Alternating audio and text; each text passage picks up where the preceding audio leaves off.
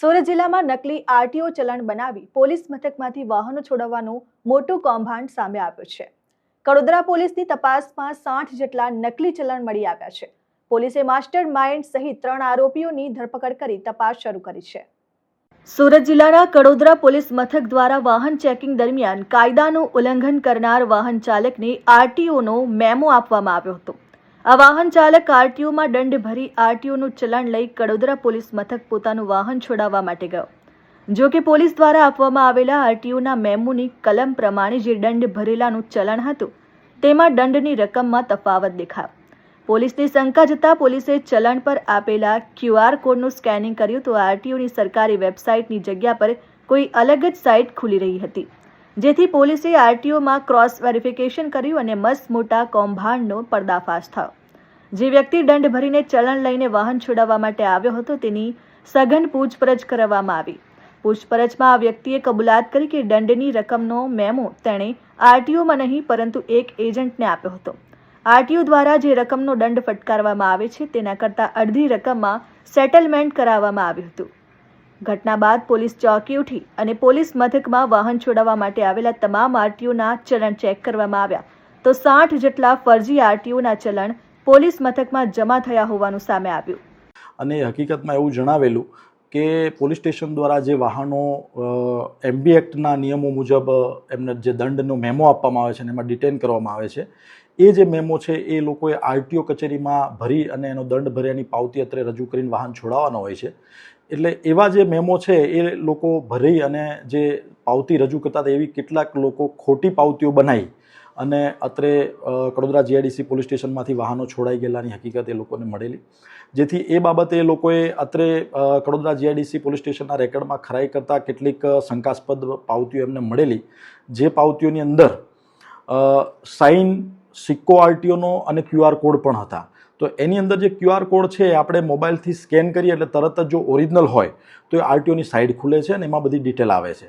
પણ જે આ નકલી પાવતીઓ છે એમાં કાં તો QR કોડ ખુલતો નથી અથવા તો ખુલે તો કોઈ ગૂગલની અંદર જે ડ્રાઈવ છે એનો આ QR કોડ ખુલતો હોય છે, જેથી શંકા જતાં તાત્કાલિક 3 થી 4 જે પાવતીઓ છે એ લઈ અને તાત્કાલિક આરટીઓ કચેરીનો અમે સંપર્ક કરેલો અને આરટીઓ કચેરીથી આની હકીકત માગતા આરટીઓ કચેરી અમને ચોક્કસ હકીકત આપેલી કે ભાઈ આ અમારા ત્યાં કોઈ જ દંડ જમા થયો નથી ને આ અમારી પાવતી નથી, જેથી એ દિશામાં વર્કઆઉટ કરતા અલગ અલગ ટીમો બનાવી જે અરજદારો જે છોડાવી ગયા હતા, જે શંકાસ્પદ હતી આવી પાવતીઓ, એવી ટોટલ કડોદરા જીઆઈડીસીના રેકર્ડમાંથી 60 પાવતીઓ અમે શોધી કાઢેલી અને એના અરજદારોનો સંપર્ક કરતા એ અરજદારોથી એવું જાણવા મળેલું કે જ્યારે આ આરટીઓનો દંડ છે એ નવા નિયમો મુજબ વધારે દંડ ભરવાનો થાય અને ઓરિજિનલ કાગળો રજૂ કર્યા વગર દંડ ભરાતો નથી, એટલે આ લોકો આવા શોર્ટકટ ગોતતા હોય છે અને શોર્ટકટની અંદર આ લોકોને 2 અલગ અલગ ઇસમો મળેલા, જેની અંદર મેઇન જે આરોપી છે એ ટોટલ 3 છે। એની અંદર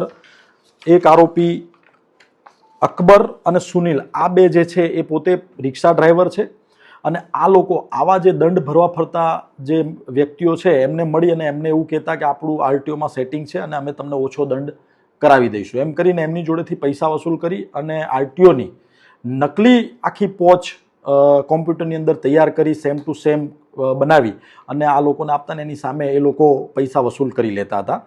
આ જે અકબર અને સુનિલ 2 છે એ ગરાગો ગોતતા અને તેઓ પોતે આવા ગરાગોની જે મેમો છે એ લઈ જઈ અને મોહસિન નામનો જે વ્યક્તિ છે લિંબાયતમાં પોતે રહે છે, એક 10-12 ચોપડી ભણેલો છે પણ કોમ્પ્યુટરમાં ઘણા વર્ષોથી કામગીરી કરતો હોય અને કોમ્પ્યુટરમાં બધું કામગીરી લખવાનું ને બધી આવડતી હોય એને આ મેમો આખા તૈયાર કરેલા છે, જેથી આ બાબતે ચોક્કસ ખરાઈ થઈ જતા અત્રે શ્રી સરકાર ફરિયાદ દાખલ કરવામાં આવી છે।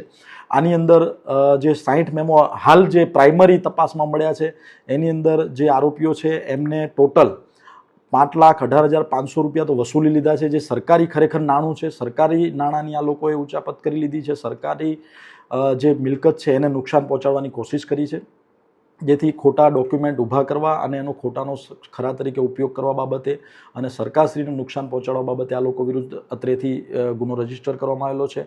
ગુનાના કામે તપાસની અંદર 3 આરોપીઓ હાલ અરેસ્ટ કરવામાં આવ્યા છે અને જે પ્રાઇમરી તપાસ છે એની અંદર અલગ અલગ અરજદારોને બોલાવી અને ખરાઈ કરવામાં હાલ કામગીરી ચાલુ છે અને હજી ભવિષ્યમાં કદાચ આગળ વધારે માહિતી આમાં અથવા તો વધારે આવા મેમો મળવાની શક્યતા છે, જે આજરોજ નામદાર કોર્ટમાં આગળનું પ્રોડક્શન કરી અને રિમાન્ડ પ્રોસેસ કરી આગળની તપાસ ચલાવવામાં આવશે. પોલીસે કરેલી તલસ્પર્શી તપાસ બાદ પોલીસે મોહસિન, અકબર અને સુનિલ નામના 3 ઇસમોની અટકાયત કરી લીધી. ઝડપાયેલો મોહસિન માત્ર 10 ધોરણ સુધી ભણેલ છે અને પહેલા આરટીઓ ઓફિસમાં કોમ્પ્યુટર રિપેરિંગનું કામ કરતો હતો. ત્યારબાદ આરટીઓ એજન્ટ બની ગયો હતો.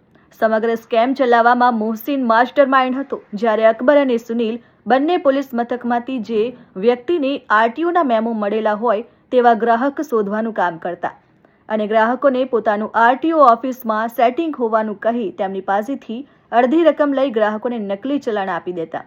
મોહસિને જે આખા સ્કેમનો માસ્ટર માઇન્ડ છે એ પોતાના ઘરે કોમ્પ્યુટરમાંથી આબેહૂબ ચલણનું પ્રિન્ટ આઉટ કાઢતો અને અકબર અને સુનિલ તેને ગ્રાહકો સુધી પહોંચાડતા હતા. પોલીસને અત્યાર સુધી 60 જેટલા નકલી આરટીઓના ચલણ પોલીસ મથકમાં જમા કરેલા મળી આવ્યા છે. આખા જિલ્લામાં તમામ પોલીસ મથકમાં તપાસ કરવામાં આવે તો હજુ પણ મોટી સંખ્યામાં આવા નકલી ચલણ મળી આવે તેવી શક્યતા સેવાઈ રહી છે. પોલીસ મથકમાંથી મળી આવેલા ચલણનો દંડ ગણવામાં આવે તો 5.18 લાખ થવા જઈ રહ્યો છે, જે સરકારી તિજોરીને નુકસાન થયું છે. હાલ તપાસ ચાલુ છે, શક્યતા છે નીકળશે, પણ જે આરોપી છે એમાં અકબર, એની વિરુદ્ધ ઓલરેડી આવા 2 ગુના અગાઉ નોંધાઈ ગયેલા છે, જેમાં એક ગુનો એની વિરુદ્ધ ડિંડોલી પોલીસ સ્ટેશનની અંદર અને સેમ ગુનો ખોટા ડોક્યુમેન્ટ બનાવવા બાબતનો એની વિરુદ્ધ રજીસ્ટર થયો છે.